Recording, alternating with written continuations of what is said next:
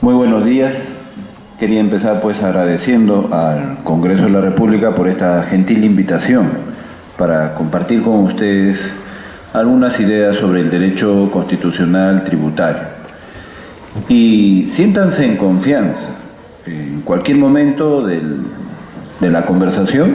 Si alguien desea hacer alguna pregunta o quisieran que repita una idea, etcétera, con todo gusto, levanta la mano y ya, hace uso de la palabra. Vamos a ser democráticos, ¿no? Igual que el recinto parlamentario. Incluso puedes discrepar, puedes pensar diferente del expositor, y ese intercambio de ideas es pues muy saludable, ¿no?, en el ambiente académico, y obviamente también es parte de la formación de ciudadanos, ¿no?, tener diferentes puntos de vista, intercambiar y buscar pues alguna idea de consenso, de razonabilidad. Muy bien, entonces vamos a conversar esta mañana sobre el derecho constitucional tributario. Un primer tema sería: ¿qué es el derecho constitucional tributario? Y podríamos decir así, ¿no? La idea básica es que hay el tributo. El tributo quiere decir en el derecho, ¿no?, entre abogados. El tributo quiere decir la prestación, es decir, la conducta de dar suma de dinero al Estado. Eso es el tributo, es una prestación, una conducta de dar suma de dinero al Estado. ¿Con qué finalidad? Vamos a financiar la actividad del Estado. ¿Y cuál es la base legal de esta idea que les acabo de dar? Eso lo encuentras en el Código Tributario, en el título preliminar, en la norma 2. Código Tributario, título preliminar, la norma 2. Ahí vas a encontrar la palabra tributo. Entonces, ¿qué es tributo? Una prestación. Muy bien. Entonces, esta conducta, esta prestación de dar una suma de dinero, tiene muchas vinculaciones o muchas ramificaciones.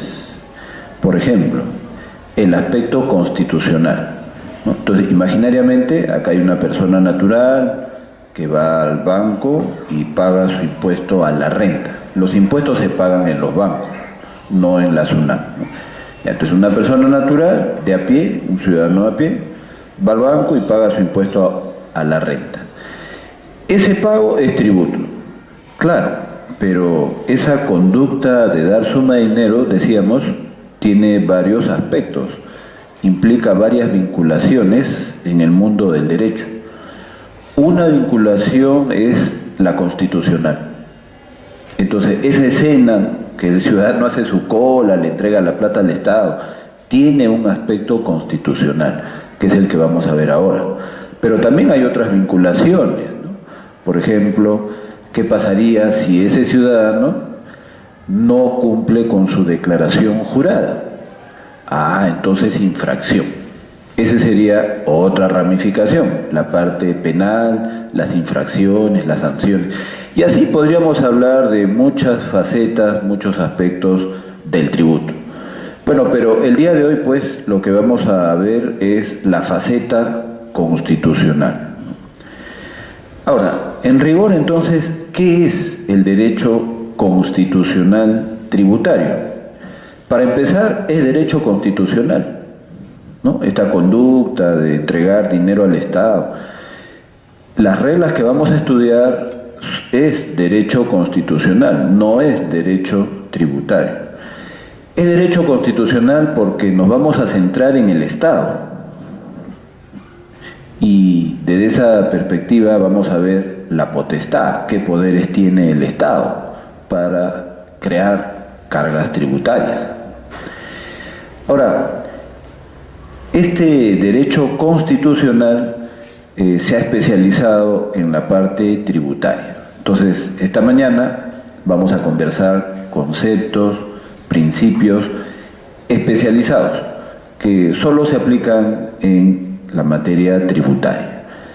Entonces, en suma, podríamos decir que el derecho constitucional tributario son aquellas reglas que regulan a la potestad tributaria. Son aquellas reglas que regulan a la facultad del Estado para crear tributos. Muy bien, ahora, entrando ya en materia, podríamos decir que hay un antes de Cristo y un después de Cristo. Seguramente a ti y también a mí, cuando estudiábamos en pregrado de Derecho, en fin, el profesor de frente te explicaba los principios tributarios, principio de reserva de ley, de no confiscatoriedad, etcétera, etcétera. Bueno, eso es antes de Cristo. Pero el día de hoy, señores, ya no es así. Entonces, acá viene una primera novedad. Esta mañana van a escuchar muchas novedades. Bueno, esta es la primera. Hoy día el primer gran tema es el deber de contribuir. El deber de contribuir. Y después veremos los principios tributarios. Pero ¿qué es lo que ha pasado? ¿Por qué ahora primero hay que ver el deber de contribuir? Bueno, porque en Europa ha habido todo un desarrollo de esta materia, del derecho constitucional tributario, ¿no? Todo un desarrollo. Y obviamente ese desarrollo teórico se ha trasladado a América Latina y ya llegó a Perú. ¿Quién ha traído esta nueva teoría del deber de contribuir al Perú? El Tribunal Constitucional, más o menos desde el 2000-2001. En otras palabras, si tú buscas en la Constitución, en ningún lado dice el deber de contribuir. Vas, por ejemplo, al artículo 74 de la Constitución, por ningún lado dice el deber de contribuir. Sin embargo, hoy día ese es el primer gran tema que hay que analizar. Entonces, en Perú no es la legislación, sino el Tribunal Constitucional, mediante jurisprudencia, que ha introducido la figura, el tema del deber de contribuir. Ahora, ¿qué es pues el deber de contribuir? Ese es entonces nuestro primer gran tema. Nos vamos a acercar poco a poco, ¿no? Pasito a paso. Podríamos empezar con la idea del principio de un Estado social de derecho.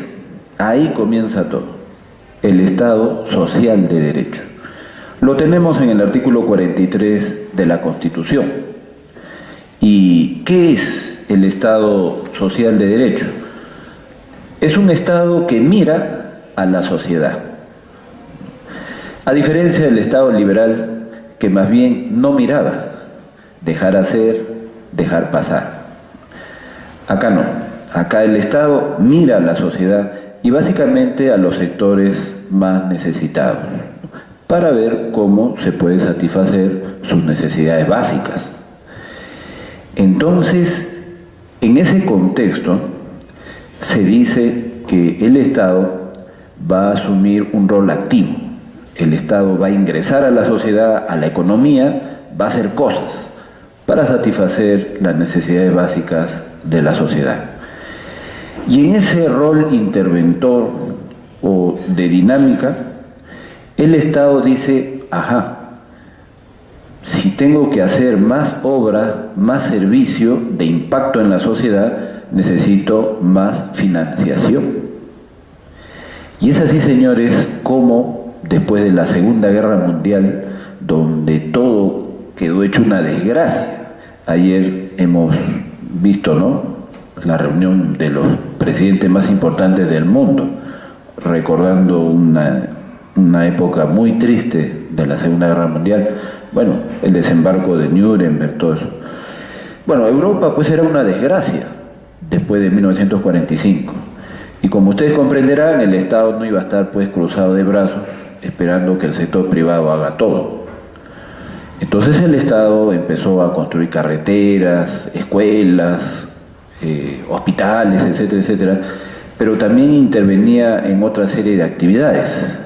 Se pensaban en las empresas públicas, la banca de fomento, etcétera, etcétera. Todo eso supone más gasto. Entonces el tema tributario se vuelve fundamental, así, fundamental, porque si el Estado no tiene dinero, no va a poder aumentar su gasto, no va a poder intervenir de una manera más intensa en la economía ni en la sociedad. Muy bien, entonces el tema tributario empieza a cobrar muchísima importancia.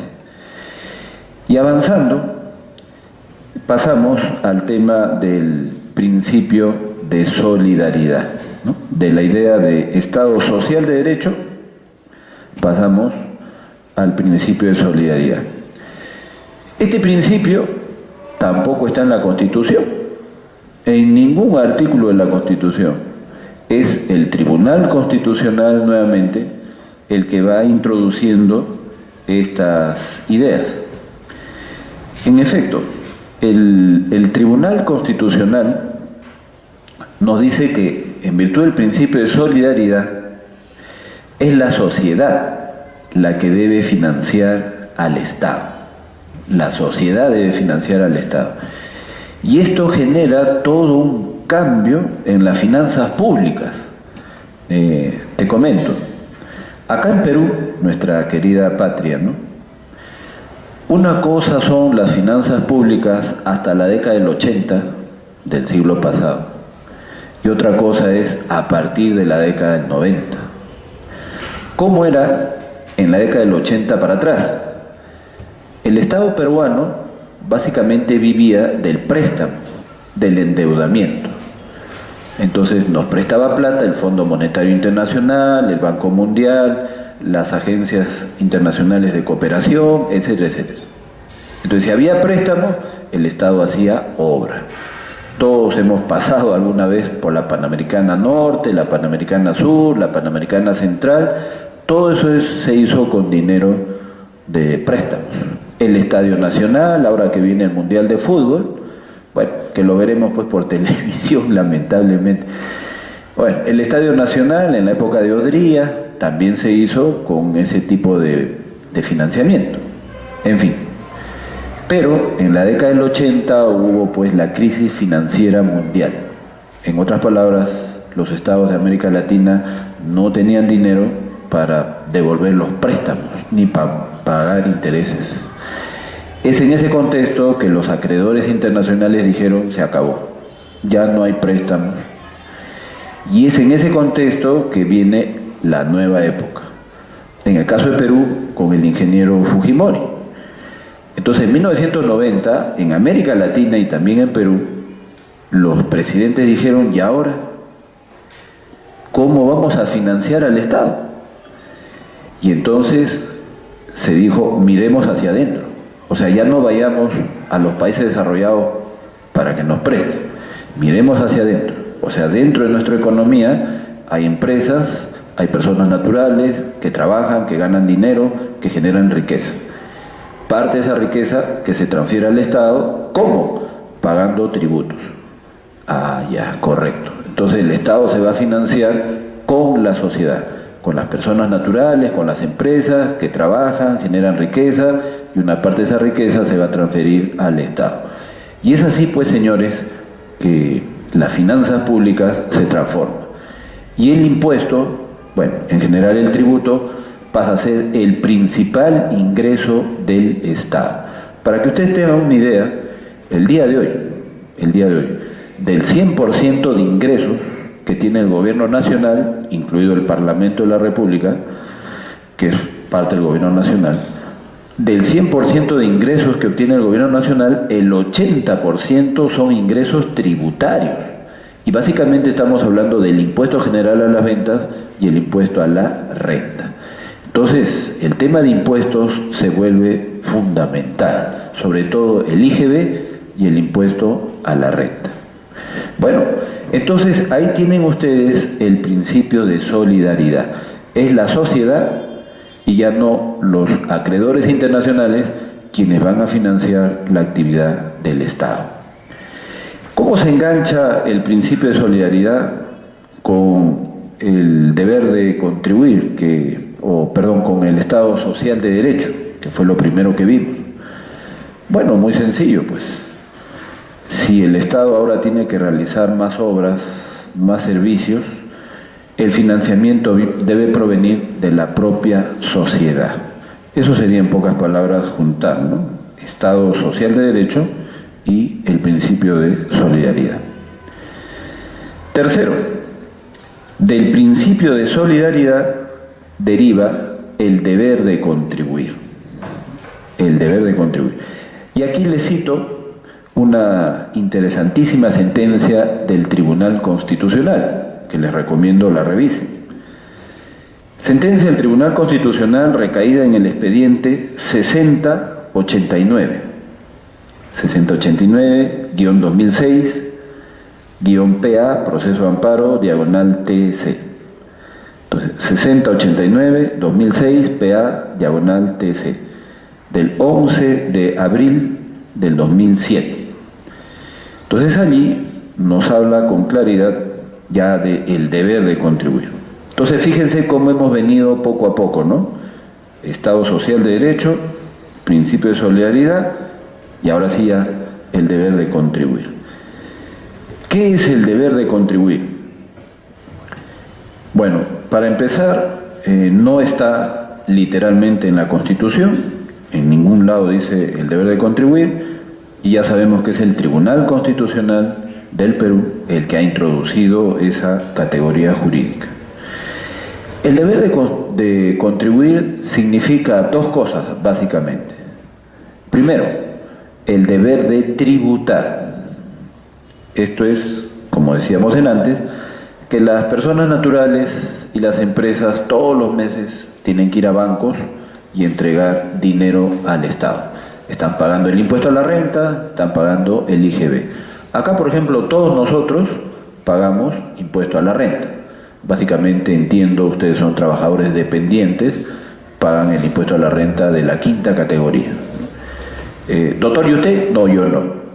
Los profesores ganamos poquito y con la reducción de la 7 UIT, entonces no hay base imponible, ¿no? Así que yo no pago impuestos, pero les tengo una sana envidia. Debe ser muy bonito tributar, ¿no? Eso es pues para los que ganan más dinero que yo. Está bien. Bueno, pero regresando a temas menos tristes que el mío. Entonces, el deber de contribuir, por un lado, significa el deber de tributar. Tenemos que darle dinero al Estado. Y por otro lado, está el deber de colaborar con el Estado en la lucha contra la evasión. Y esa es pues la gran novedad. En realidad ese es el gran tema desde el punto de vista constitucional. En otras palabras, si hubiéramos dictado este curso antes de Cristo, o sea, en el siglo XX, simplemente, como les decía, el profesor venía y les hablaba sobre los principios constitucionales tributarios. En otras palabras, que el Estado tiene la facultad de crear tributos y los principios limitan esa facultad. Ahora no es así. Ahora, primero hay que hablar del Estado social, del principio de solidaridad y del deber de contribuir. ¿Qué es el deber de contribuir? Ya saben, dos cosas.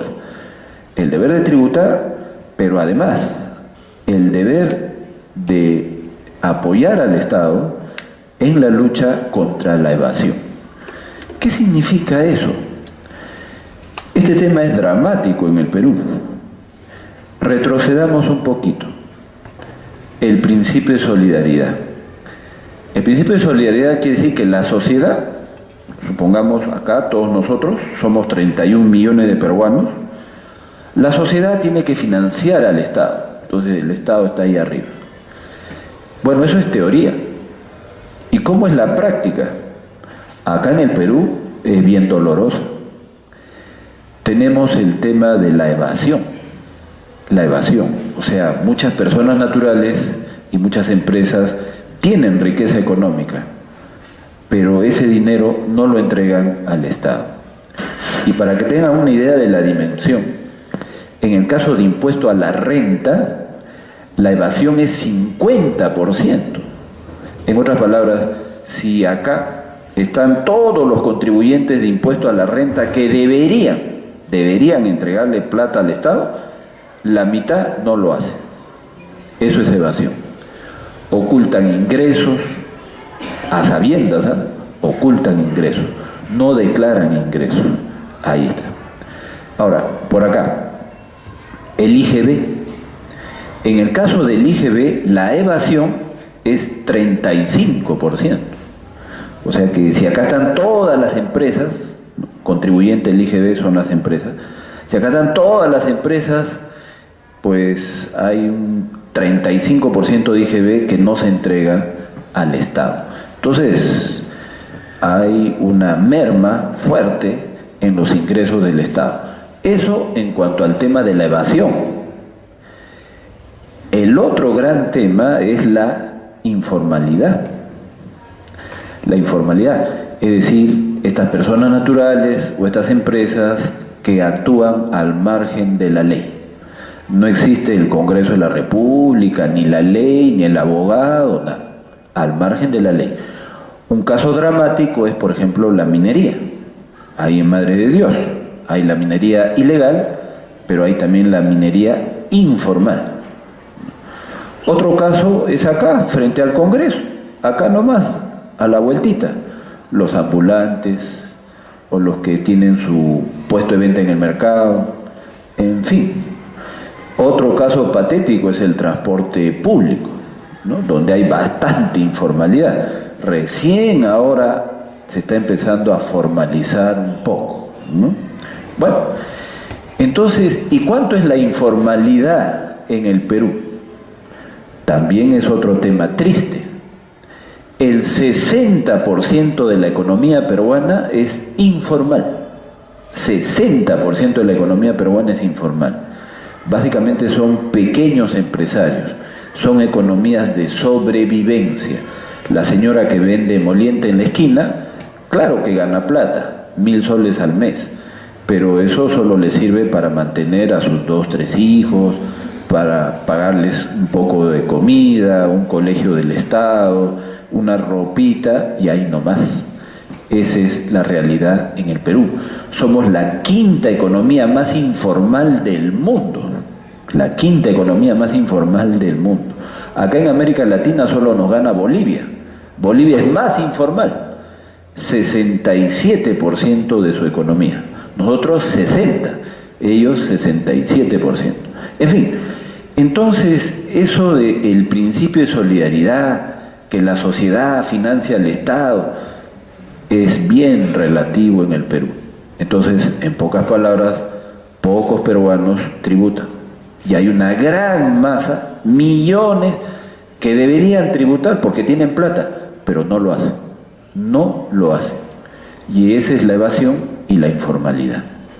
Bueno, entonces, hablando del deber de contribuir, el deber de contribuir te alcanza a ti y a mí.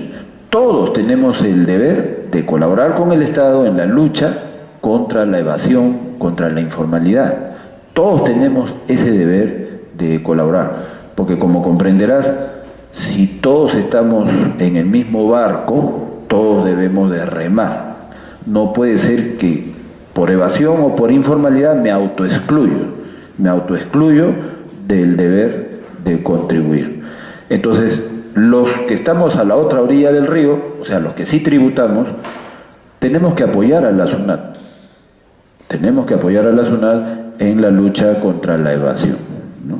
En ese sentido, por ejemplo, no compres discos pirata o CDs pirata, por ejemplo, porque ahí estás alentando la informalidad. Y al final se perjudica toda la sociedad porque el Estado recauda menos y tiene menos dinero para atender a los sectores necesitados de la población, por ejemplo, ¿no? Bueno, entonces son dos deberes, ¿ya? El de tributar y el de luchar contra la evasión. Hay que apoyar al Estado, a la SUNAT, en la lucha contra la evasión. Como tú verás, esta parte está pues muy vinculada al principio de solidaridad y está muy vinculada al Estado social de derecho. El Estado tiene que actuar en la sociedad, pero si hay un sector que no tributa, muy difícil pues que el Estado actúe y que en la práctica sea Estado social de derecho. Ahora, veamos algunos casos prácticos. Hasta acá creo que la exposición ha sido muy teórica. Yo normalmente veo temas muy teóricos, pero siempre aterrizo en casos prácticos. Entonces, vamos a empezar ya a ver casos prácticos. Con relación al deber de contribuir.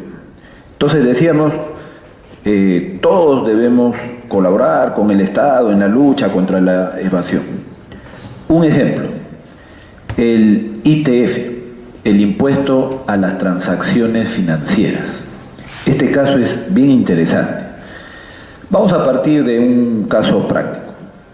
Por ejemplo, hay muchos profesionales médicos que tienen dos ingresos, ingreso formal y el otro ingreso. Ingreso formal, tengo mi consultorio, atiendo al público, percibo rentas de cuarta categoría y emito mi recibo por honorarios. Entonces, cumplo con mi declaración jurada, pago mi impuesto, un angelito. ¿Cuánto es ese ingreso?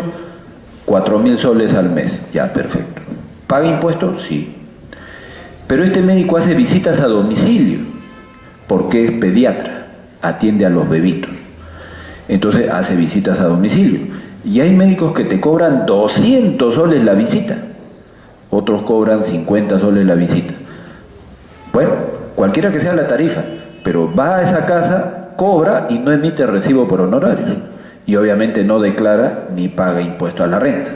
Eso es evasión. No declarar, evasión. ¿Cuánto es ese dinero? 6.000 soles. Entonces, 4.000 en el consultorio, 6.000 visitas. Total, 10.000 soles. ¿Y para qué se ha hecho el dinero? Para gastar.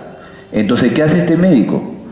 Tiene su tarjeta, ¿no? Su tarjeta de crédito. Tarjeta Diners, tarjeta de Saga, tantas tarjetas que hay. Entonces, esa es la vida del contribuyente. Ahora, SUNAT. La SUNAT desde hace años sabía esto. ¿Y cómo lo sabía? Muy fácil, porque por el lado de declaraciones juradas sabía que el ingreso era 4.000. Y por el lado de las tarjetas también sabía que el total de ingresos era 10.000, todo era 10.000. Pero ¿cómo puede saber eso la SUNAT? Porque las empresas que emiten tarjeta comunican a la SUNAT cada mes a sus nuevos clientes, quienes han abierto tarjeta y cuánto es el movimiento. Entonces la SUNAT sí sabía que este médico tiene tarjeta y obviamente hay un ingreso mayor, obviamente. Entonces, ¿qué hacían los auditores de la SUNAT? Iban a bancos para pedir el movimiento de los 10.000 soles. Ingresa 10.000 soles, sale 10.000 soles, el movimiento. Y los bancos decían no, secreto bancario. Entonces la SUNAT decía, pero mira, está declarando 4.000 con impuestos y en una tarjeta obviamente él está gastando mucho más. ¿Y cómo sabe? Ah, porque yo SUNAT sé por migraciones que ha ido 3 veces a Miami. Por SUNAT sé, y con migraciones, que se ha ido a Nueva York, ha comprado el carro del año. Eso sí lo sabe la SUNAT. Registros públicos, se ha comprado casa. Pero los bancos decían, no, secreto bancario. Entonces Toledo, allá en el año 2004, dijo, ya está, vamos a hacer una creación heroica. Una ley va a crear un impuesto a las transacciones financieras. ¿Qué grava? El movimiento de dinero en las cuentas bancarias. Ingreso de dinero, impuesto. Salida de dinero, impuesto. Y además se estableció el deber de declarar. O sea, no solo pagar impuestos, sino el deber de declarar. Y obviamente en la declaración jurada hay un rubro que dice base imponible. O sea, ¿cuánto es tu ingreso? Y en realidad esa era la información que quería la SUNAT, la base imponible, 10.000. Y de esa manera la SUNAT ha sido muy exitosa en detectar evasores. Porque ahora sí, ya está claro que el ingreso es 10.000. Es más, lo declara el propio contribuyente. Y la SUNAT le aplica impuesto a la renta a esos 6.000 que no tributó. Bueno, pero ¿qué tiene que ver todo eso con el deber de contribuir, con eso de que hay que colaborar con el Estado? Cuando Toledo generó la ley, inmediatamente todos los bancos saltaron hasta el techo. ¡Qué barbaridad! Se va a crear un caos financiero, todos los clientes se van a retirar de bancos porque ya no quieren pues que la SUNAT se entere de sus ingresos. Nada de eso ha pasado. Es más, ahora los bancos tienen más clientes. Entonces, lo que ha ocurrido es, señores bancos, ustedes también tienen el deber de contribuir, el deber de colaborar con el Estado en la lucha contra la evasión. Ustedes van a aplicar el impuesto vía retención y ustedes van a entregar ese dinero al Estado. Y la información de la base imponible ustedes la van a dar a la SUNAT, porque hay una declaración jurada y el banco cumple con la declaración jurada. Ahí va a decir 10.000. Bueno, entonces este caso llegó al Tribunal Constitucional. Llegó al Tribunal Constitucional y ya se imaginan ustedes pues los argumentos a favor y en contra. Básicamente la posición de los bancos era pues que el secreto bancario es un derecho humano, etcétera, ¿no? Y ahí hay un bien jurídico protegido por la Constitución. Secreto bancario, derecho humano, un bien jurídico protegido por la Constitución. Al otro lado estaba la SUNAT, que defendía la legalidad, digamos, de esta ley, la constitucionalidad de esta ley, y el gran argumento era el deber de contribuir. Luchar contra la evasión, hay que colaborar con el Estado. Ese es un bien jurídico también protegido por la Constitución, el deber de contribuir. Entonces, imaginariamente, acá está el Tribunal Constitucional. Acá nosotros somos el Tribunal Constitucional. Ya, vamos a resolver este caso. Uy, caramba, acá hay un conflicto, no de dispositivos legales, porque el deber de contribuir no está en ningún dispositivo legal. Acá hay un conflicto entre deberes protegidos por la Constitución, el deber de contribuir, y por otro lado, derecho humano, protegido por la Constitución. Entonces tenemos dos bienes jurídicos protegidos constitucionalmente. ¿Qué hay que hacer? Ponderación. ¿Cuál pesa más? Entonces el Tribunal Constitucional dijo, bueno, ¿dónde estamos? En el Estado Social de Derecho, que es el primer tema que hemos visto. Estado Social de Derecho. Claro, tiene que prevalecer el interés social por encima del interés individual. Entonces acá, el deber de contribuir, interés social, el secreto bancario, interés individual. ¿Qué pesa más? El interés social. Listo. En ese caso se declaró improcedente la acción de inconstitucionalidad de la ley de ITEF. Improcedente. Y es en ese sentido que puedes revisar la sentencia del Tribunal Constitucional recaída en el expediente 004. Sentencia del Tribunal Constitucional recaída en el expediente 004-2004-AI, acción de inconstitucionalidad, diagonal TC. A manera de conclusión, para acabar entonces el deber de contribuir, fíjate cómo en este caso práctico podemos observar muchas novedades. Ahora los conflictos para cuestionar leyes del Congreso de la República, si van a crear tributos, etc. Los conflictos ya no es un artículo de la Constitución contra otro artículo de la Constitución. No, ya no. Ahora es un bien jurídico protegido por la Constitución contra otro bien jurídico protegido por la Constitución. Entonces, el conflicto se da a nivel de bienes jurídicos, a nivel de valores, a nivel de principios, ya no de dispositivos legales expresos. Número 2, ¿cómo se procesan esos conflictos? Con la técnica de la ponderación de intereses. Y tercero, normalmente el Tribunal Constitucional, partiendo de la idea de Estado social de derecho, le da prioridad a aquellos bienes jurídicos protegidos por la Constitución que respondan al interés social por encima del interés individual. Y es así como muchos casos como este, el Tribunal Constitucional ha fallado a favor del Congreso de la República, a favor de las leyes que han creado tributos o algún otro tema que se ha discutido en el nivel del Tribunal Constitucional. Otro ejemplo más reciente, las detracciones, ¿no? Las detracciones también fueron muy discutidas, bueno, por el sector privado, pero el Tribunal Constitucional ha dicho sí es válida la creación de detracciones.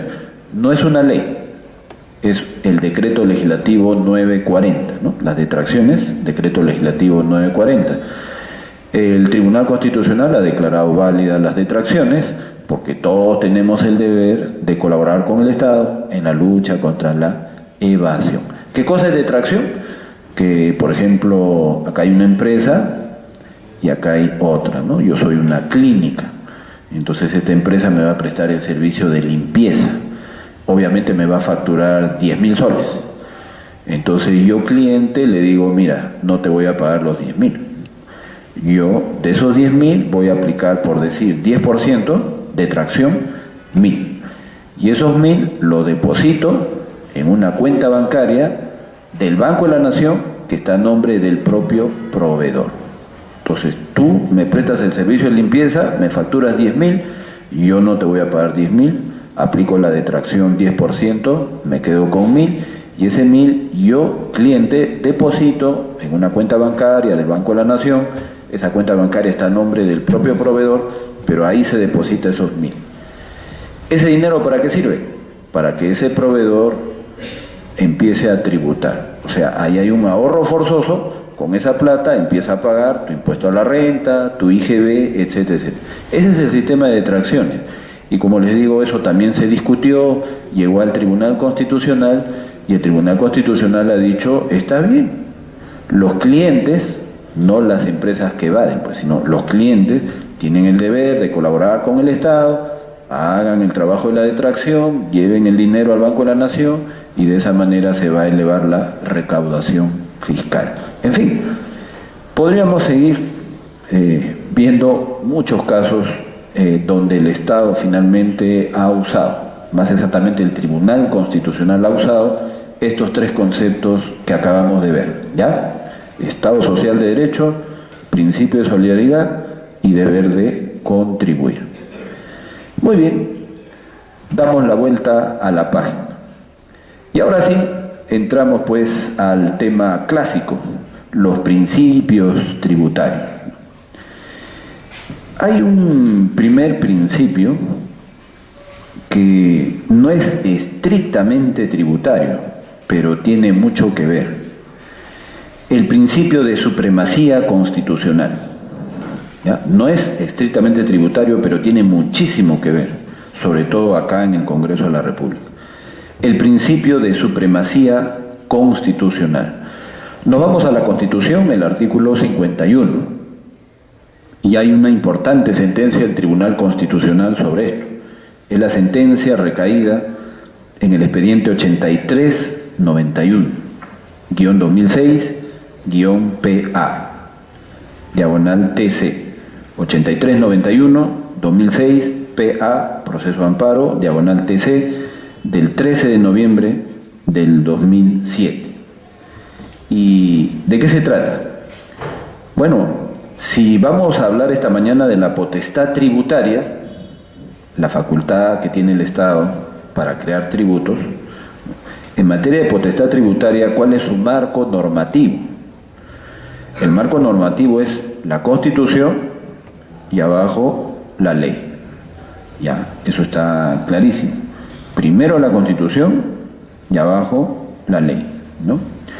Esto que parece tan sencillo, bueno, no es tanto, porque hay un tema grave acá en el Congreso de la República con una ley que vamos a ver inmediatamente.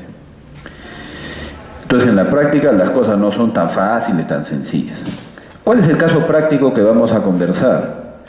Las universidades. Y de frente te pongo un ejemplo, ¿no? Hablemos de cualquier universidad privada.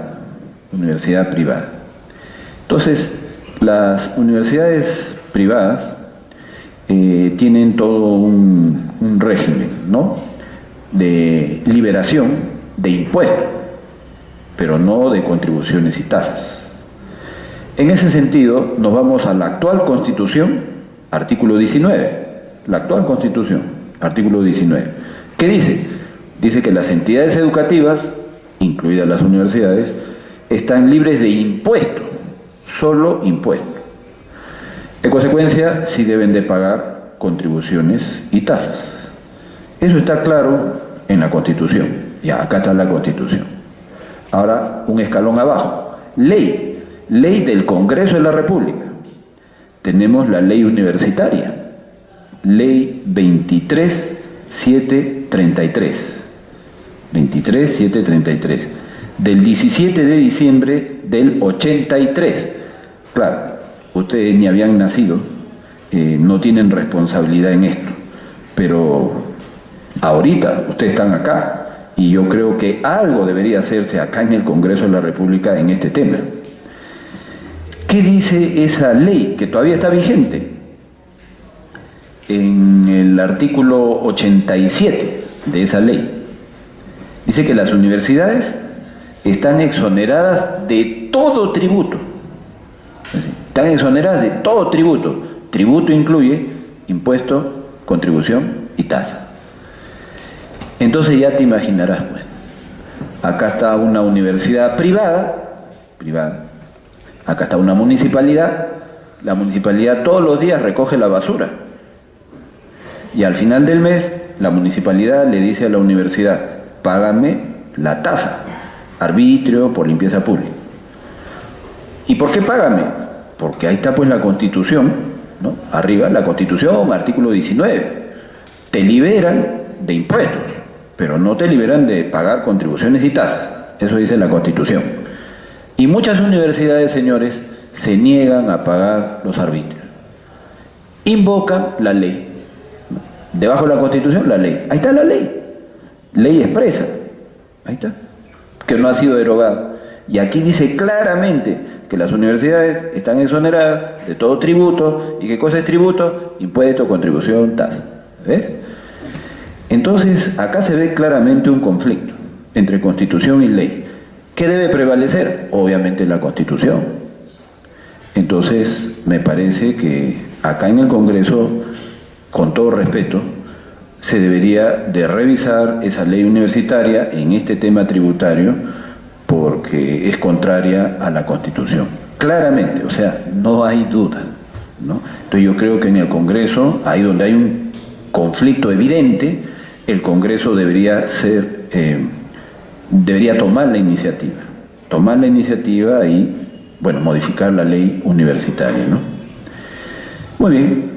Y como podríamos citar bastantes casos, donde hay conflicto con el principio de jerarquía constitucional. Muy bien, ahora sí, por fin, ¿no? Ustedes dirán, ya, ahora sí, ya vamos a entrar a los principios tributarios clásicos conocidos. Nuestra base legal es el artículo 74 de la Constitución, ¿no? El primer principio que vamos a conversar es el de reserva de ley. Solo vamos a decir algunas cosas generales, más vamos a aterrizar en casos, que creo es lo más interesante, ¿no?, en un evento como este. Bueno, cosas generales. Decirte que hay que distinguir, cuidado cuando hagan informes, hay que distinguir entre tres principios: el principio de legalidad, el principio de reserva de ley y el principio de preferencia de ley. Doctor, eso es novedoso. Ya te dije, toda la mañana vamos a hablar de novedades. Ya, entonces tenemos el principio de legalidad, el de reserva de ley y el principio de preferencia de ley. Hay que diferenciar. Principio de legalidad. El principio de legalidad se refiere a cuál es la fuente del derecho que puede crear un tributo. Porque tú sabes que hay varias fuentes del derecho.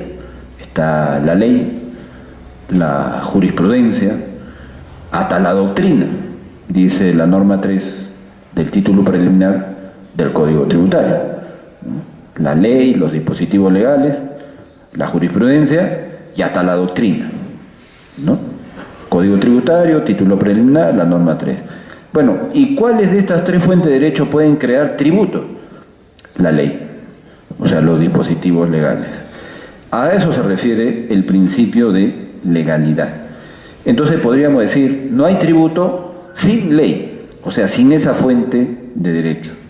No hay tributo sin ley. Ahora, no todo es bonito. Hay casos prácticos muy interesantes donde la ley no dice nada. La ley no dice nada. Debiendo regular al tributo, no lo hace. Entonces veamos un caso interesante. Podemos hablar del impuesto general a las ventas, el IGB. El IGB no ha sido creado por una ley del Congreso de la República, ha sido creado por un decreto legislativo, ¿no? El decreto legislativo 821 de abril de 1996. Entonces, en este tema, el Congreso de la República no tiene responsabilidad directa, pero algo podría hacer, creo yo. Entonces, vamos al problema.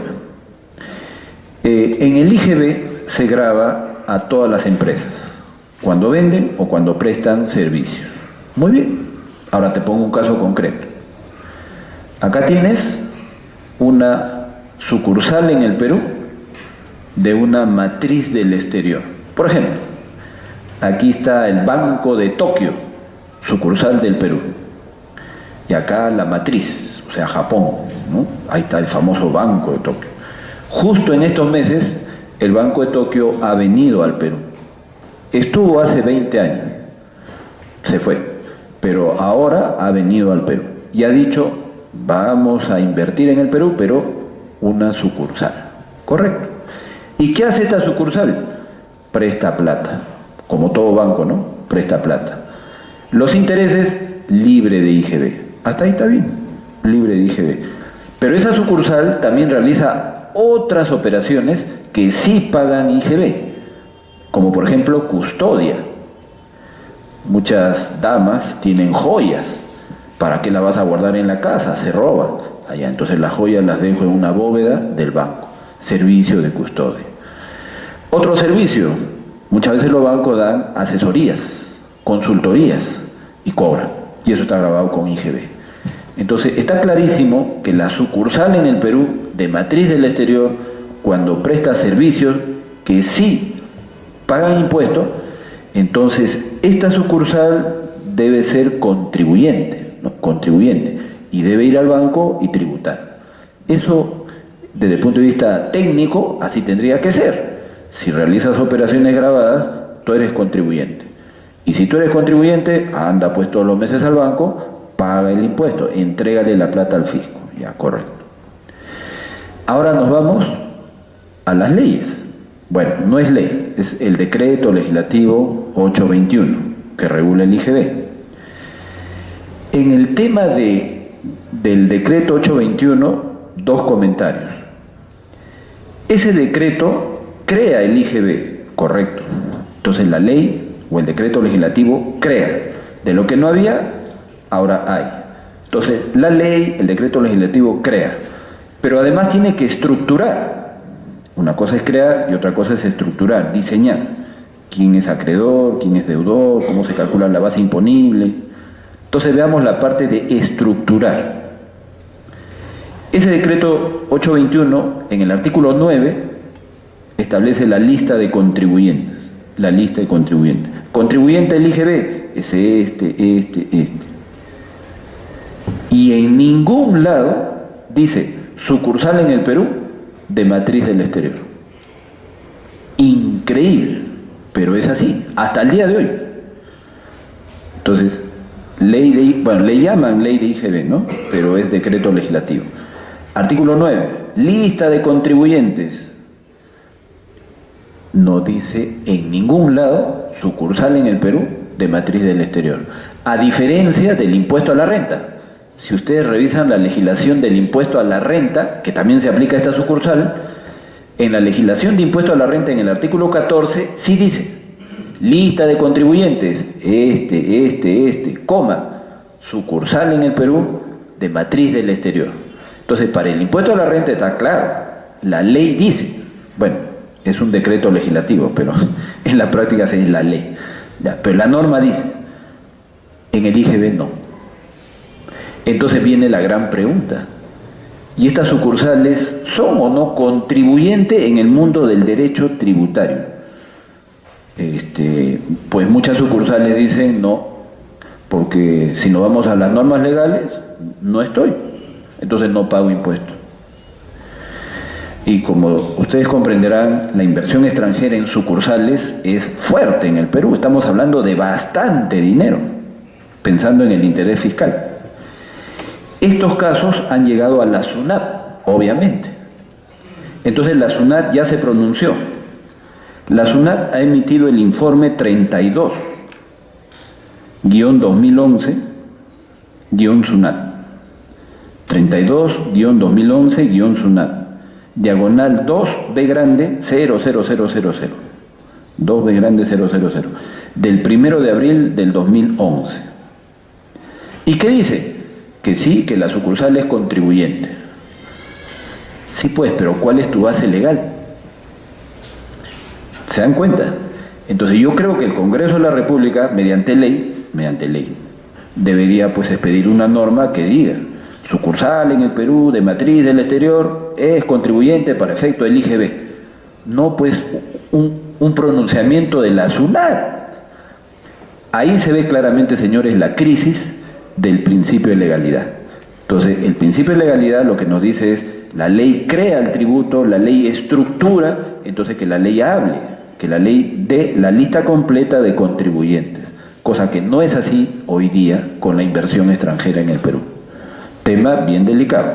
Entonces yo creo que el Congreso de la República algo podría decir mediante una ley, ¿no? Ya, ese es el principio de legalidad. Ahora vamos a hablar del principio de reserva de ley. Es otra cosa. El principio de reserva de ley es otra cosa. El principio de reserva de ley lo que me está diciendo es así. Arriba está la ley y abajo está el reglamento. Entonces, ¿cómo nos vamos a llevar? ¿Qué relación vamos a tener tú y yo?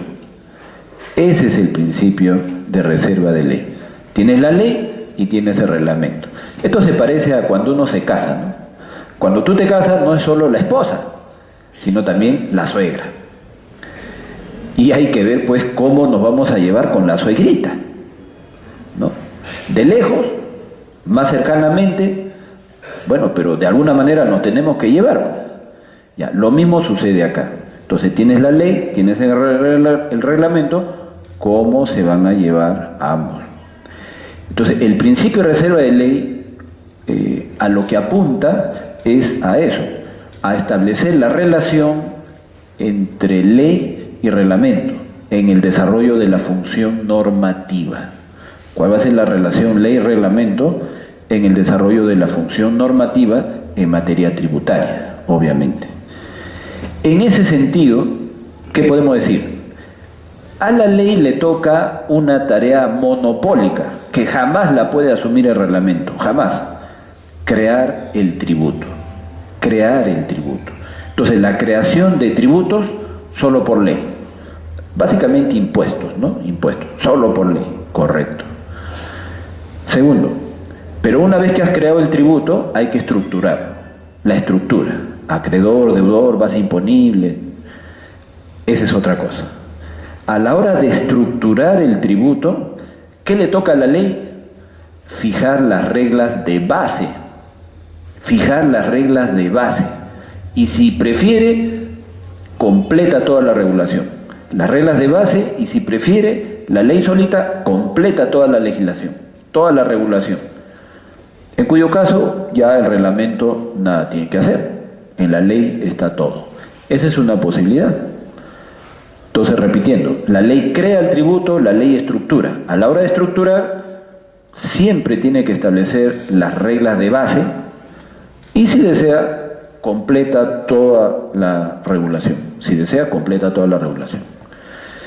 ¿Cuál es la otra alternativa? Que la ley, además de crear el tributo, además de crear las reglas de base para la estructuración, dice hasta acá nomás. Ahora le toca reglamento. ¿Y qué va a hacer el reglamento? Completar, complementar, dentro de los parámetros que ya fijó la ley. Esa es pues la otra alternativa. Entonces yo soy ley o decreto legislativo, entonces creo el tributo, establezco la estructura básica y todo lo adicional, no, yo no. Eso que lo haga el reglamento. Entonces el reglamento va a completar la regulación, obviamente dentro de los parámetros de la ley. Ahora, allí un par de comentarios adicionales. Cuando un reglamento toma iniciativa para completar esa regulación, hay dos casos. Puede haber una iniciativa automática, o sea, simplemente la ley dice, yo pongo las bases, punto. Así, yo pongo las bases, punto. Entonces el reglamento dice, yo completaré, pues, ¿no? Eso sucede muchas veces en el IGB, ¿no? El decreto legislativo estructura el IGB y el reglamento solito completa la regulación, ¿no? Por ejemplo, en el IGB, en el decreto 821, en el artículo 3, se define venta, porque el IGB grava la venta. Entonces, en el artículo 3 dice, el IGB grava venta. ¿Y qué es venta? Entonces, ese artículo 3 dice, venta, bueno, es todo acto por el que se transfieren bienes. Todo acto por el que se transfieren bienes. Ya. ¿Está la palabra propiedad? No. Bueno, entonces el reglamento de IGB dice, ya, yo voy a completar la idea y pongo así, en el reglamento. El IGB grava la venta, entiéndase por venta, todo acto por el que se transfiere la propiedad de bienes. Ah, ya está más claro. ¿Se dan cuenta? Entonces muchas veces la ley establece la idea básica, venta es todo acto que transfiere bienes, pero ahí falta pues, ¿no?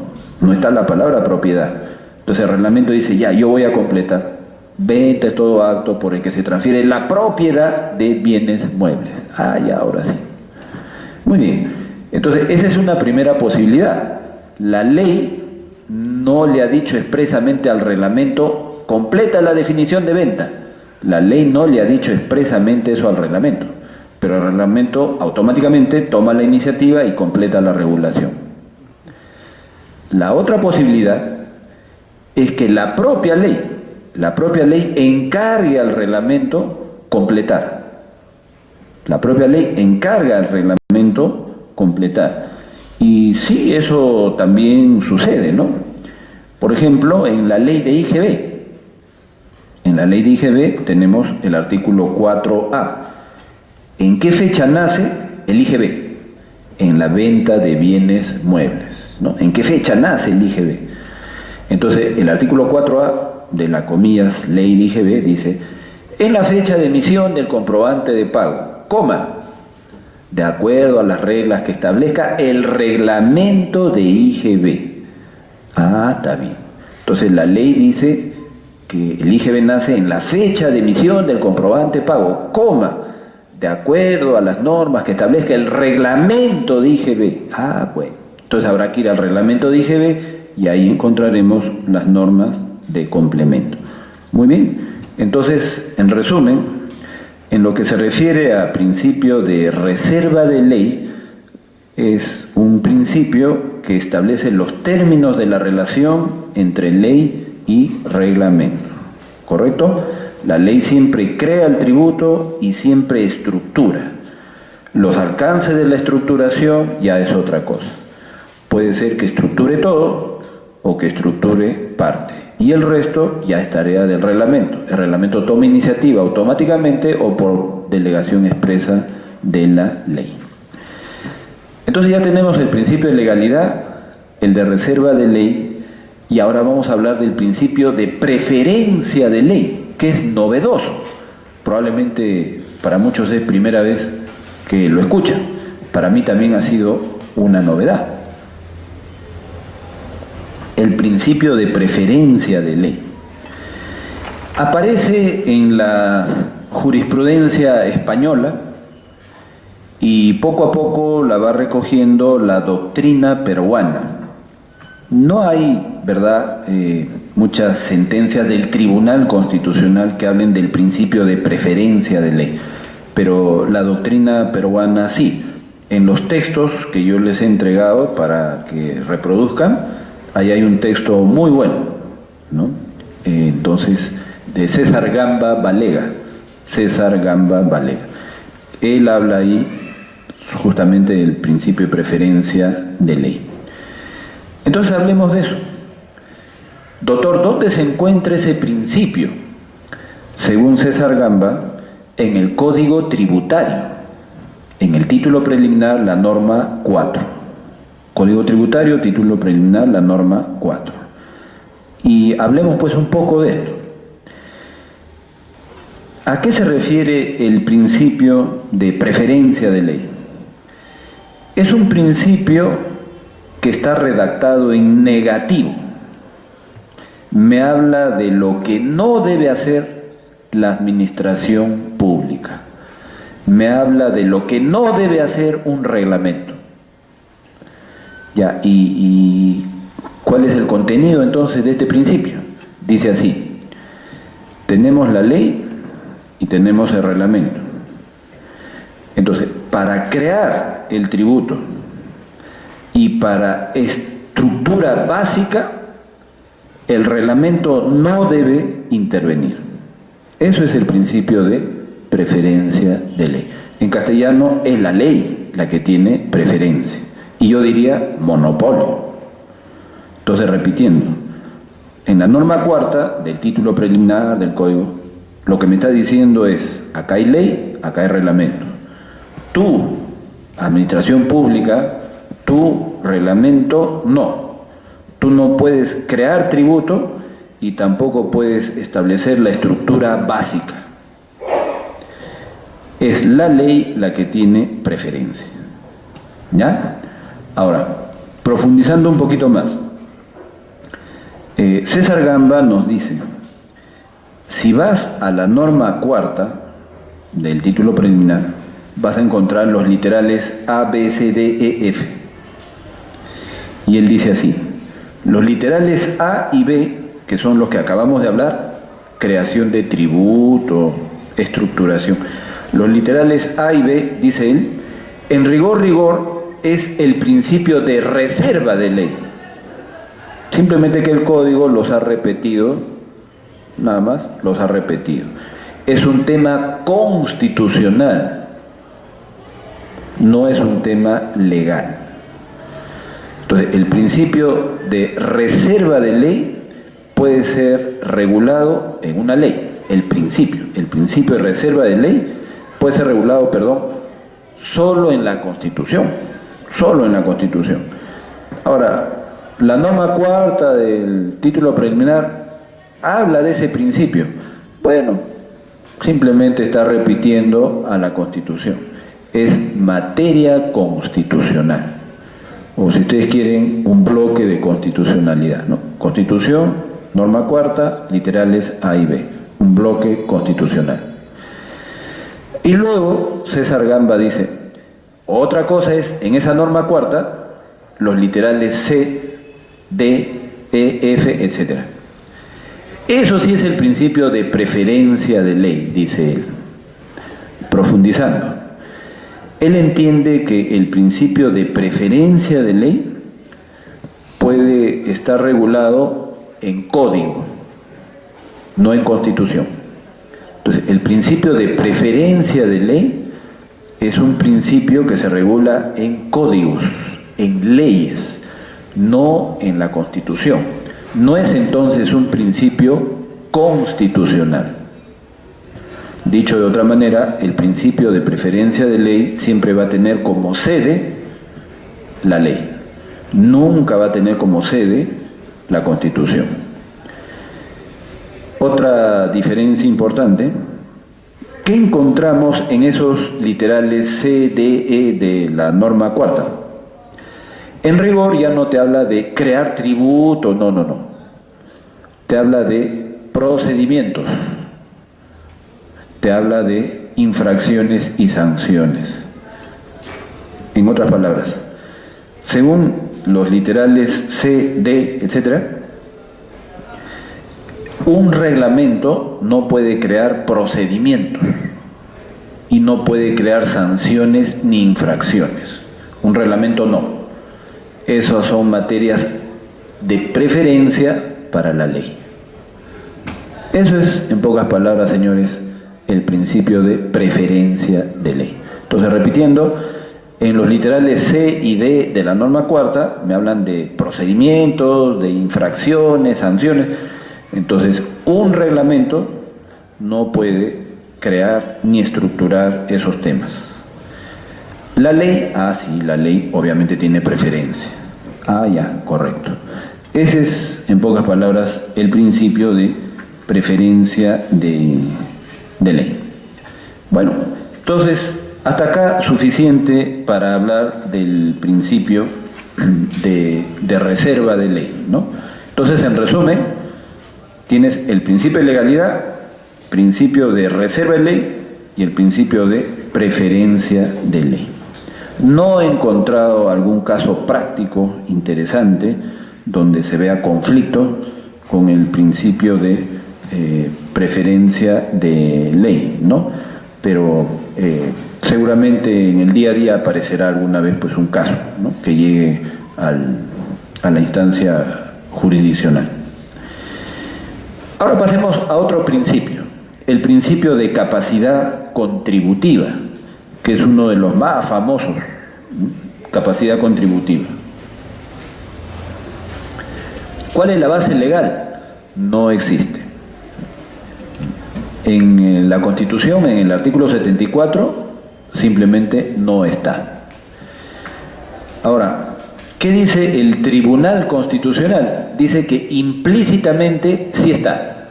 O sea, forma parte del derecho constitucional tributario peruano, implícitamente.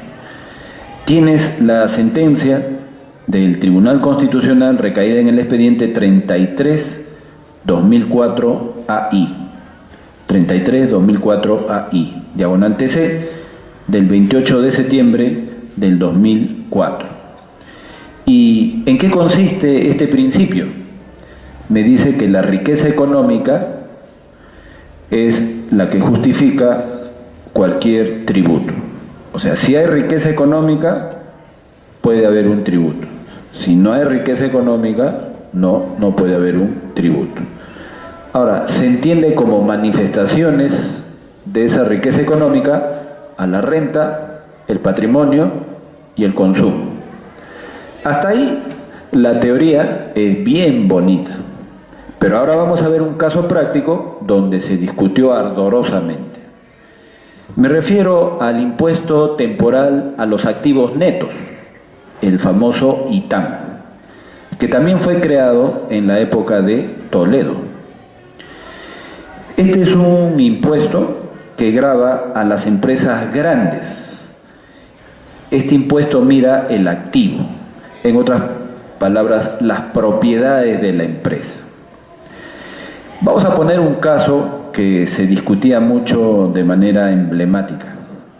El Hotel Bolívar, acá en la Plaza San Martín, ¿no? Imaginariamente acá está el Hotel Bolívar.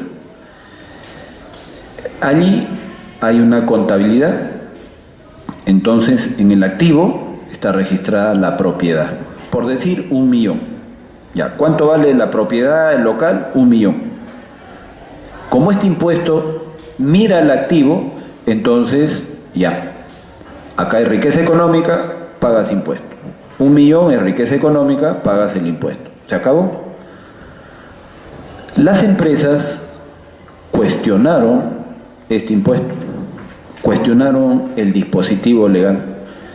¿Y cuál era su argumento? Que se desconocía el principio de capacidad contributiva. ¿Pero cómo así? Entonces, las empresas decían un ratito. No solo hay que mirar el edificio, o sea, las propiedades, también hay que mirar el bolsillo, porque los impuestos se pagan con dinero, con ingresos corrientes, con liquidez. Entonces hay que ver el bolsillo del contribuyente.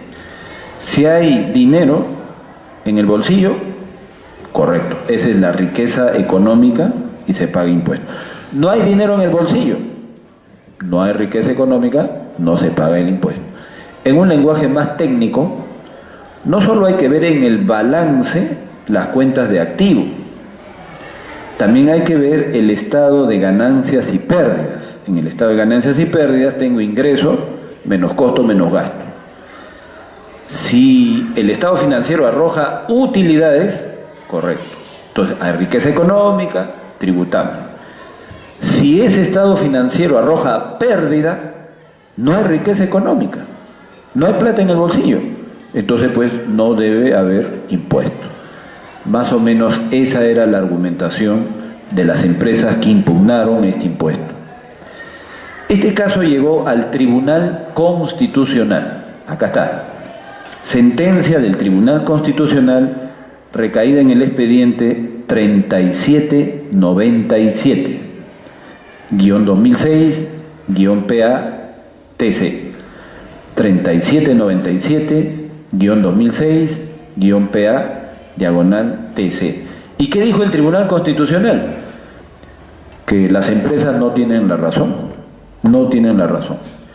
Entonces, según el Tribunal Constitucional, es válido que el Congreso de la República, mediante una ley, va a crear un impuesto que solo mira a la propiedad, que solo mira al activo, y no interesa el bolsillo del contribuyente. A ver, vamos a ver tu estado de ganancias y pérdidas, si habrá utilidad, si habrá pérdida. No, el impuesto mira solamente a la propiedad y eso justifica el tributo. Desde ese punto de vista se considera que riqueza económica puede ser el patrimonio individualmente considerado, sin tomar en cuenta la liquidez o iliquidez del contribuyente. Entonces, miramos solo el patrimonio, listo. En esa línea, un comentario del expositor. Esto ya no es el Tribunal Constitucional, sino un comentario del expositor. Lo mismo sucede cuando tú pagas el impuesto predial. El impuesto predial mira a tu casa o a tu departamento. No interesa si el día que hay que pagar el impuesto predial tú tienes dinero en el bolsillo para pagar. Lo normal es que hay que ahorrar plata durante el año. Cuando venga la obligación tributaria, pagas el impuesto predial. Doctor, yo siempre gasto todo mi dinero. La vida loca, ¿no? Gasto todo mi dinero. Y ahora tengo que pagar el impuesto predial, no tengo plata. Arrodíllate y llora. ¿No? Arrodíllate y llora. O sea, riqueza económica sí hay. Es tu casa y tu carro. Ahora que administras mal tu dinero, esa es otra cosa, ¿no? Porque para tener casa, carro, pobre no somos. Sí hay dinero. Lo que pasa es que uno maneja mal su plata, ese es otro tema, ¿no? Bueno, entonces, conclusión. En capacidad contributiva, el solo patrimonio o la sola propiedad sí es un signo razonable de riqueza económica. Pasamos a otro principio, el principio de generalidad. Tampoco está en la Constitución, ¿no? Esta mañana se está volviendo misteriosa, ¿no? Porque te estoy hablando de una serie de temas que no tienen base expresa en la Constitución. Pero ustedes saben, la vida está rodeada pues de misterios, ¿no?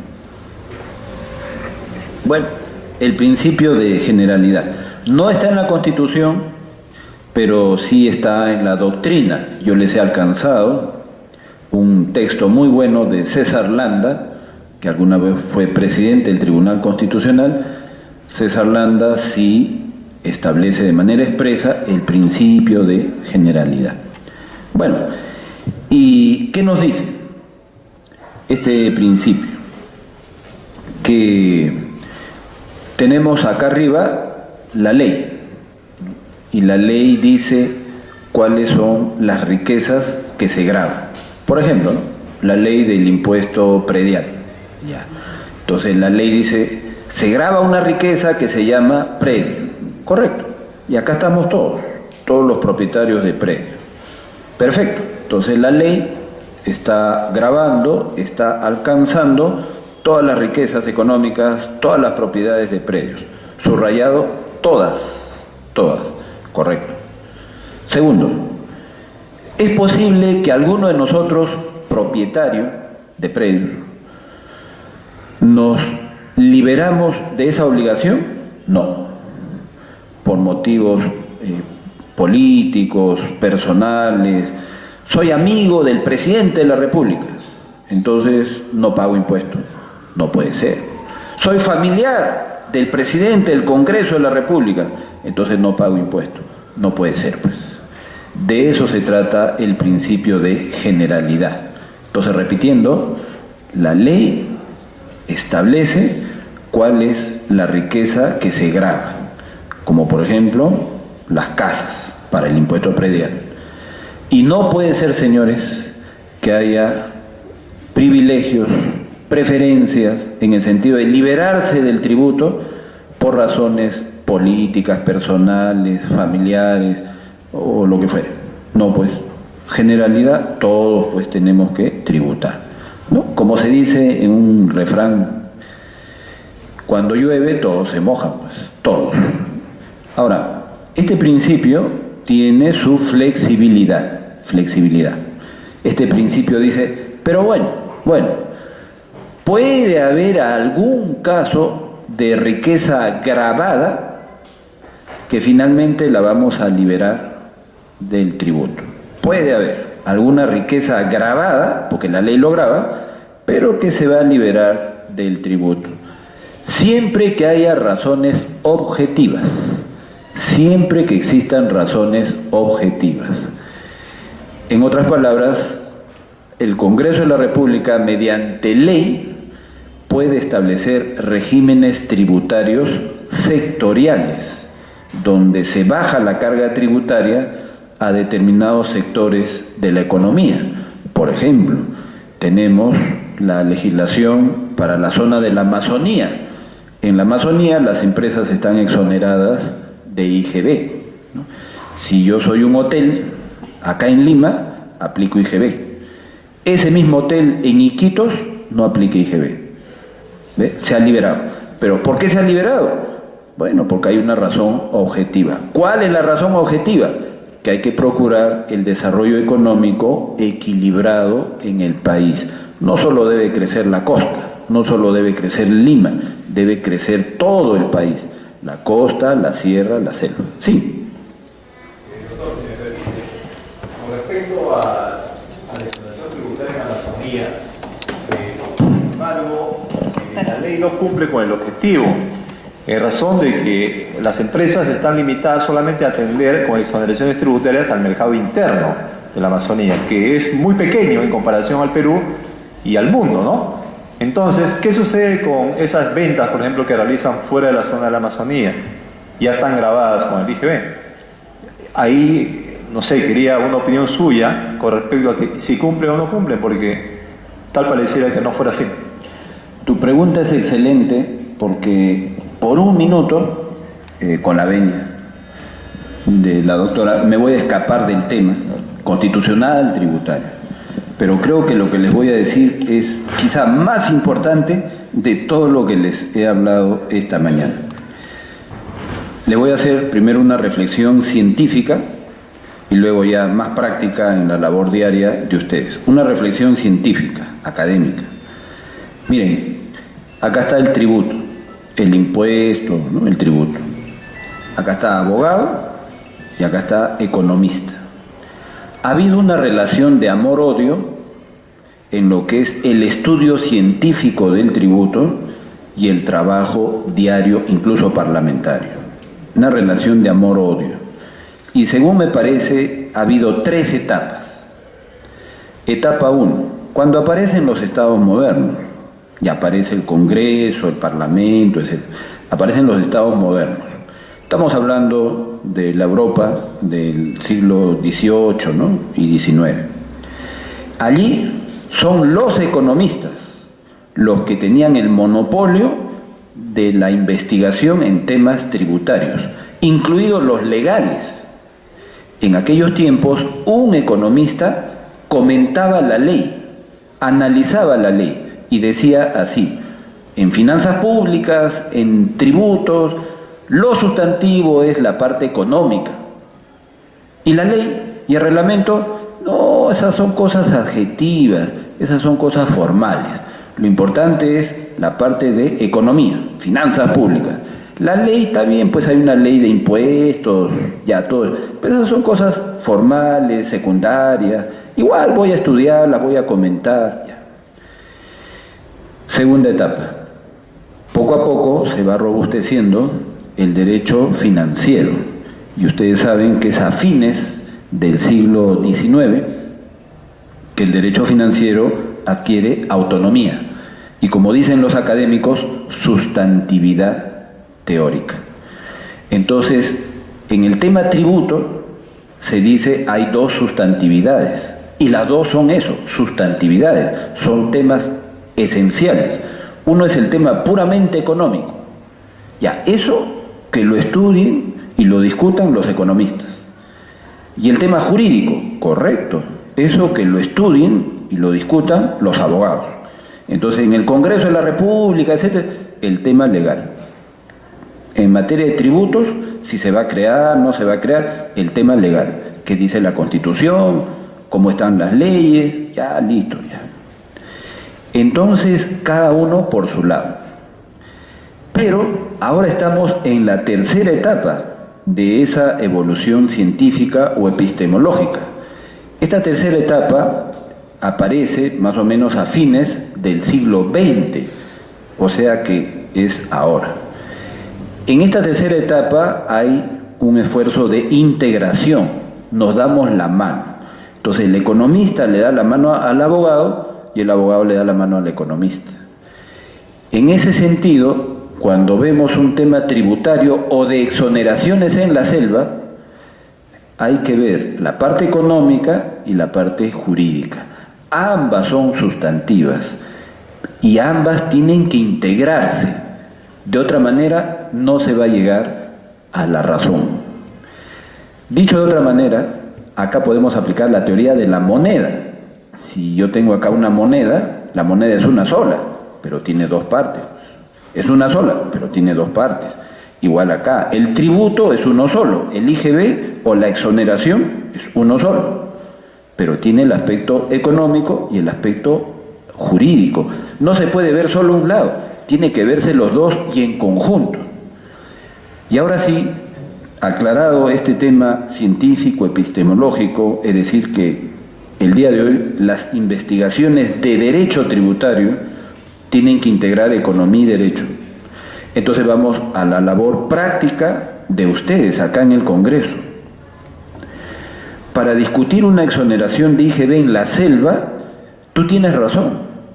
Primero hay que ver la parte económica. ¿Está beneficiando a la población? No, está beneficiando a unos cuantos comerciantes y empresarios. Eso es verdad. Pero también hay que ver la otra parte, la parte jurídica. Es decir, en la Constitución sí se permite exoneraciones, porque estamos viendo principio de generalidad, se permite excepciones, se permite exoneraciones. Pero acá viene el detalle. Mira lo que te voy a decir. Los economistas, yo soy abogado, pero esto lo tengo bien claro en economía. Los economistas dicen así: una exoneración, mi querido amigo, no es Dios. O sea, porque hay exoneración, se va a lograr el impulso, el desarrollo de la selva, no. Y si le quitamos la exoneración, ¿va a venir el desarrollo, el impulso de la selva? Tampoco. Entonces, no endiosemos al tributo o, al revés, a la exoneración tributaria. Número uno, no endiosar. El tema es más complejo. Y acá viene algo interesante. ¿Cuándo una exoneración es válida desde el punto de vista constitucional? Cuando en economía hay un conjunto de medidas para atacar el problema. Entonces te hablo como economista, aunque no soy economista. En la selva el gran problema es que no hay inversión, no hay plata para generar empresas. Ese es el gran problema, no hay inversión. Entonces si no hay inversión, no hay empresas, no hay trabajo, ya. ¿Cómo podemos lograr que venga la inversión a la selva? Entonces, simplificando un poco, ya exoneras, bajas los costos tributarios. Pero eso no es suficiente, se necesita carretera, porque si viene la inversión, produce, ¿cómo saca esos productos al gran mercado que es Lima? O al gran mercado que es el mundo, ¿verdad, no? Para Lima, carreteras o puertos para que baje por Pucallpa, ¿no? De Iquitos a Pucallpa, ya. Y para el mundo, bueno, pues nos conectamos con Brasil, los ríos, entonces tiene que haber puertos de gran calado, etc. Ya. Entonces, tiene que haber un paquete de medidas para impulsar la inversión en la selva. Además de la exoneración, por ejemplo, infraestructura, carreteras, puertos, etc. Además, educación. Porque solo con funcionarios del sector privado bien preparados, entonces crecerán las empresas, etcétera, etcétera. Entonces, como tú verás, no es solamente ver la exoneración tributaria, si es buena, es mala, la ponemos, no la ponemos, no. Entonces, para la Constitución, principio de generalidad, es válido una exoneración. Pero siempre y cuando, desde el punto de vista de economía, la exoneración vaya acompañada de todo un conjunto de medidas integrales. Dicho de otra manera, acá en el Perú no ha sido así. Hemos exonerado a la selva, pero no ha habido infraestructura. Y por esa razón la inversión no ha ido. Y solo las pequeñas empresas que se aprovecharon siguen hoy día con el beneficio. ¿Ya?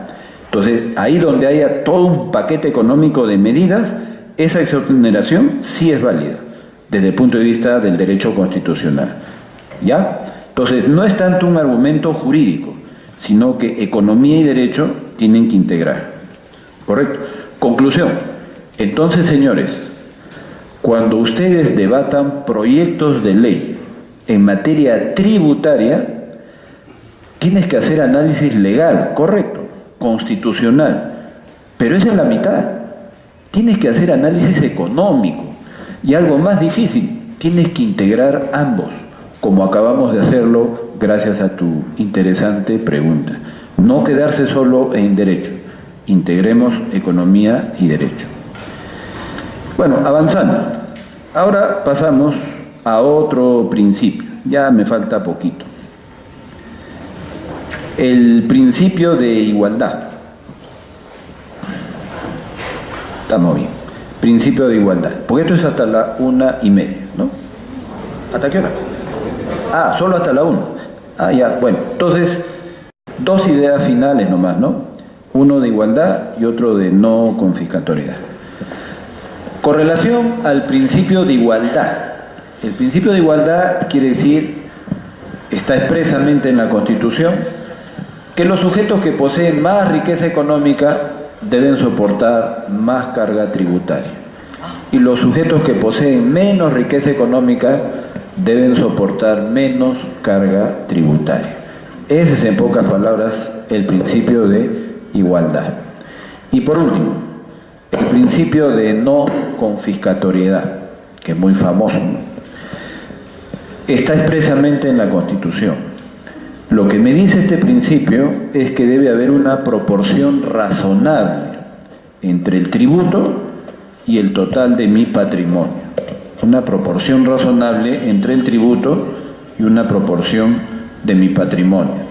En ese sentido, por ejemplo, ustedes pagan el impuesto a la renta del 15%. En otras palabras, del total de tu sueldo, por decirlo así, un 15% se va al Estado. 15% es razonable. Ya, ok. Entonces pongan en la ley 15%. Como ustedes verán, lo que es razonable o no es razonable, análisis económico. Análisis económico.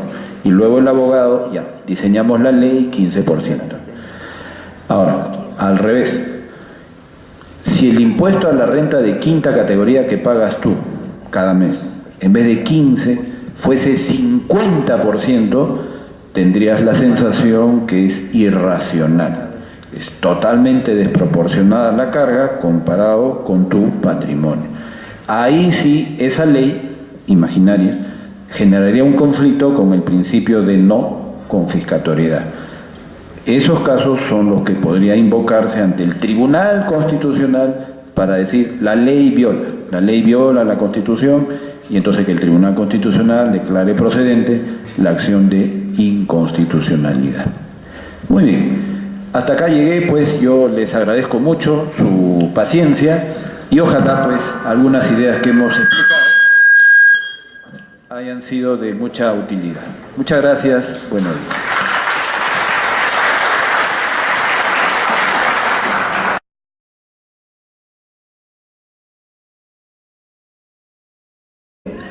Entonces, esta conducta, esta prestación de dar una suma de dinero, tiene muchas vinculaciones o muchas ramificaciones.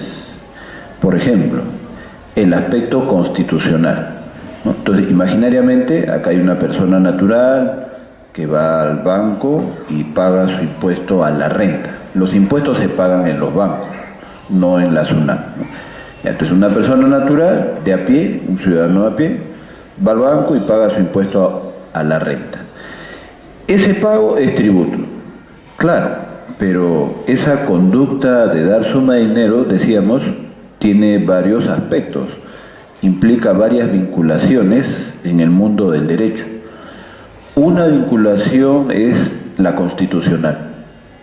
Entonces, esa escena que el ciudadano hace su cola, le entrega la plata al Estado, tiene un aspecto constitucional, que es el que vamos a ver ahora. Pero también hay otras vinculaciones, ¿no? Por ejemplo, ¿qué pasaría si ese ciudadano no cumple con su declaración jurada? Entonces infracción. Esa sería otra ramificación, la parte penal, las infracciones, las sanciones.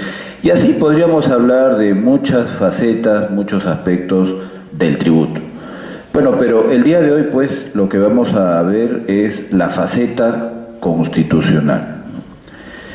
Ahora, en rigor, entonces, ¿qué es el derecho constitucional tributario?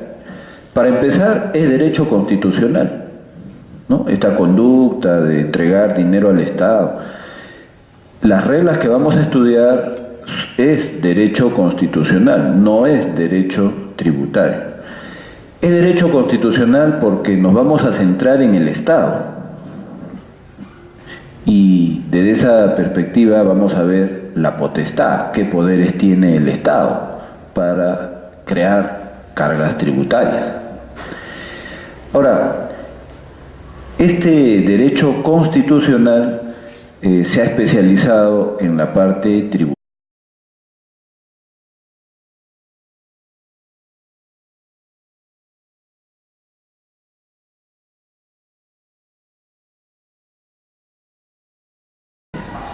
Muy buenos días.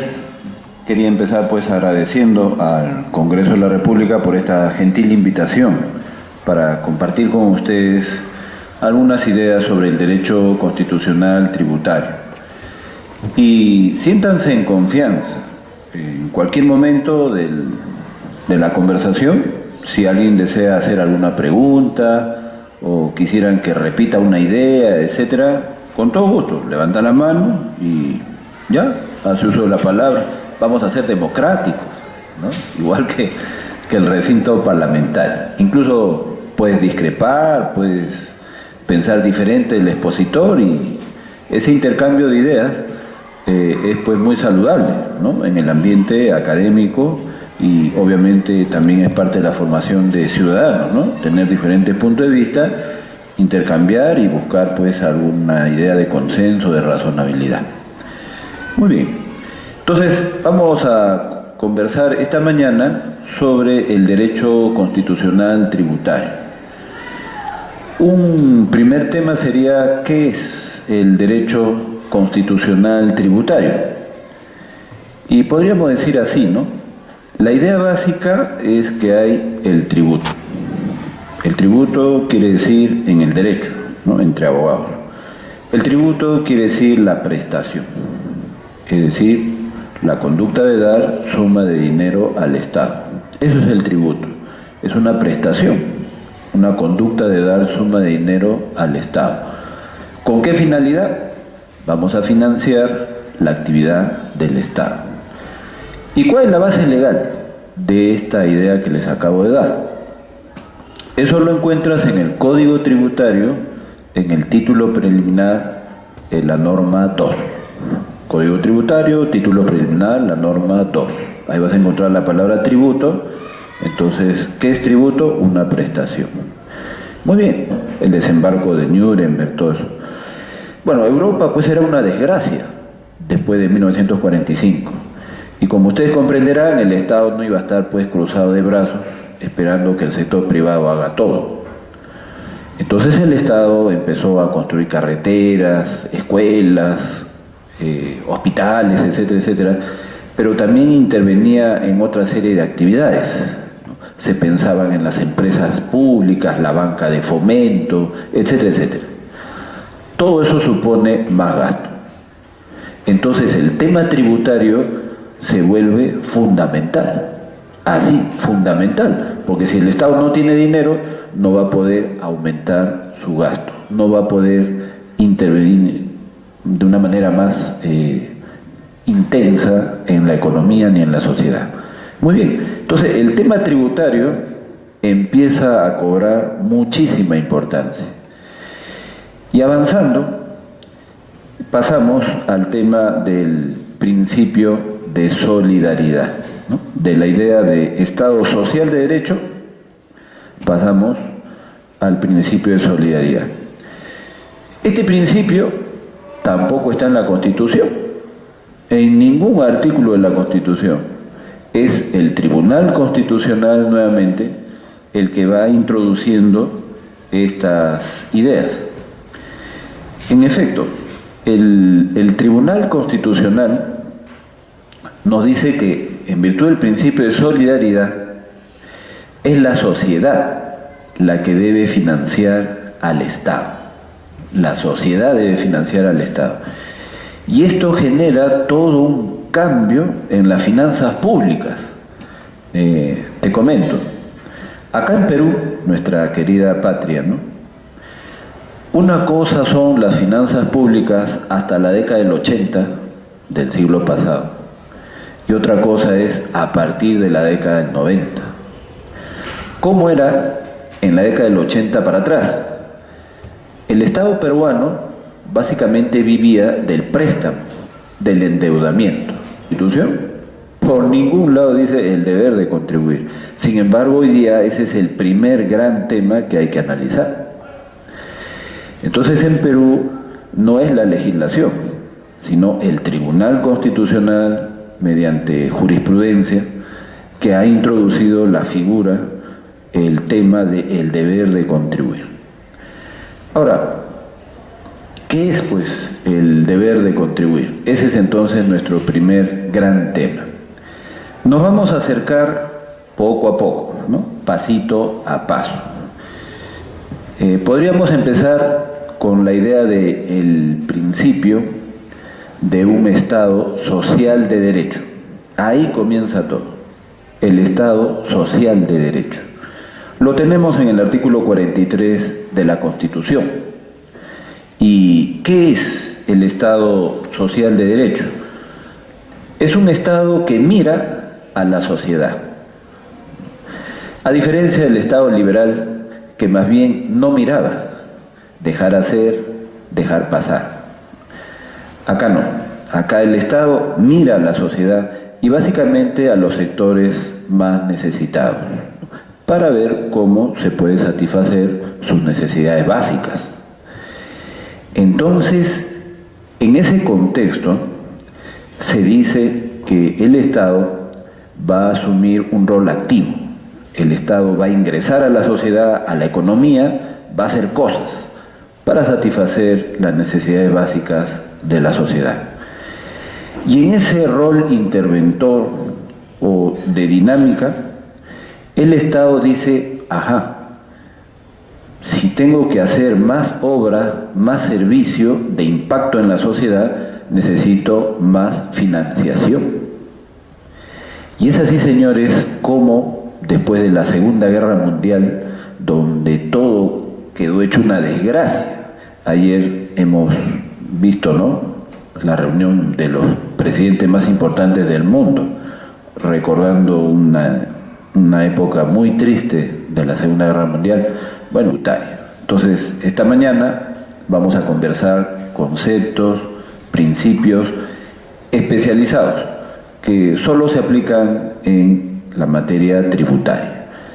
Entonces, en suma, podríamos decir que el derecho constitucional tributario son aquellas reglas que regulan a la potestad tributaria, son aquellas reglas que regulan a la facultad del Estado para crear tributos. Muy bien, ahora, entrando ya en materia, podríamos decir que hay un antes de Cristo y un después de Cristo. Seguramente a ti y también a mí, cuando estudiábamos en pregrado de Derecho, en fin, el profesor de frente te explicaba los principios tributarios, principio de reserva de ley, de no confiscatoriedad, etcétera, etcétera. Bueno, eso es antes de Cristo. Pero el día de hoy, señores, ya no es así. Entonces, acá viene una primera novedad. Esta mañana van a escuchar muchas novedades. Bueno, esta es la primera. Hoy día el primer gran tema es el deber de contribuir.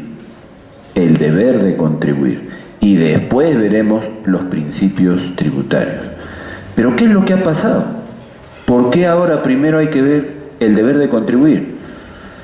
Bueno, porque en Europa ha habido todo un desarrollo de esta materia, del derecho constitucional tributario, ¿no? Todo un desarrollo.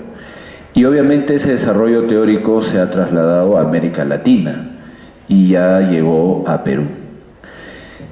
¿Quién ha traído esta nueva teoría del deber de contribuir al Perú? El Tribunal Constitucional, más o menos desde el 2000-2001. En otras palabras, si tú buscas en la Constitución, en ningún lado dice el deber de contribuir. Vas, por ejemplo, al artículo 74 de la Constitución.